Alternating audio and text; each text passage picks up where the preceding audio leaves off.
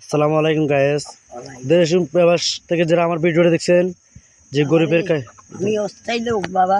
আমি পুঙ্গু মানুষ, আমার পুত নাই, ক্ষেত নাই, আমার অর্থ শক্ত কিচ্ছু নাই জাদু। আমি আল্লাহর হস্তে আপনার কাছে সাহায্য চাই। তো এই ঘরটা কি আপনার? যে তারপর ছেলে মেয়ে নাই?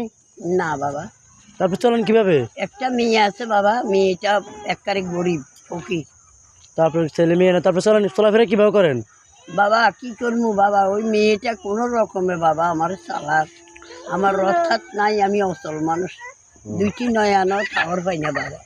তো আমার দেশে প্রবাসী বাইরে যদি আপনাকে যদি দান খরচ করে, তারপর কিভাবে নেবেন?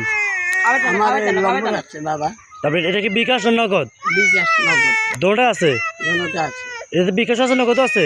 নগদ আছে, বিকাশ আছে। ও, তো ঠিক আছে। আসসালামু আলাইকুম। তার কিছু বলবেন? না আর কিছু বলতে না, যদি আমার আল্লাহর হস্তে সাহায্য করে। আচ্ছা ঠিক আছে। আসসালামু আলাইকুম।